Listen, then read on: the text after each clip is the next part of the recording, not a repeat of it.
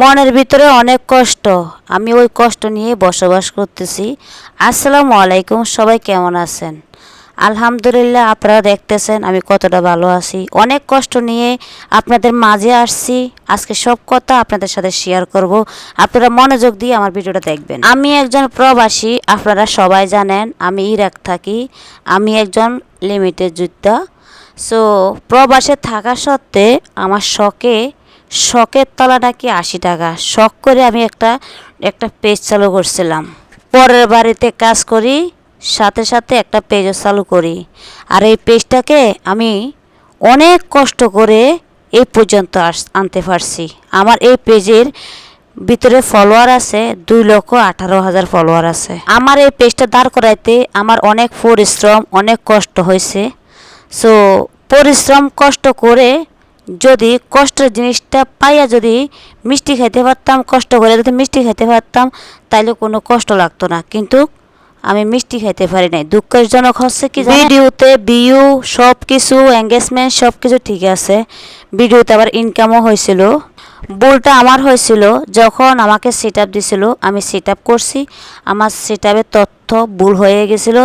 সেক্ষেত্রে আমার যে পেমেন্টটা আমার প্রতি মাসে বা প্রতিদিন যে আর্নিংটা দিত ওটা হোল্ডে রাখা হয়েছিল। ফেসবুক আমার এটা 3 মাস 4 মাস হোল্ডে রাখার পর আমি একজনকে আমার আইডিটা অ্যাক্সেস দেই।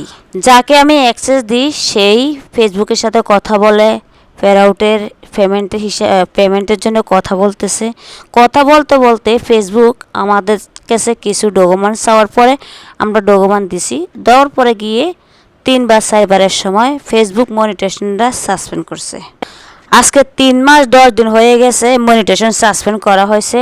আর আমি যাকে অ্যাক্সেস দিছিলাম ওনার কাছে রয়ে গেছে 3 মাস। উনি 3 মাসের মধ্যে কিছুই করতে পারে নাই। ওনাকে আমি আইডি দিছি ভালোর জন্য, সেই ফেসবুকের সাথে ভালো কিছু করতে গিয়ে আমার মনিটাইজেশনটা লাস্ট পর্যন্ত সাসপেন্ডে রেখে দিছে। ওনার থেকে আমি আইডি নিয়ে আসছি। উনি আমার ফেরাউট যে অপশন যেটা আছে পেমেন্ট রাখে যেখানে, ওখানে উনি অ্যাক্সেস ছিল, উনি রিমুভ করতে গিয়ে আমার ফেরাউটটা রিমুভ করে দিয়েছে। এখন বর্তমানে আমার কোনো ফেরাউট নাই।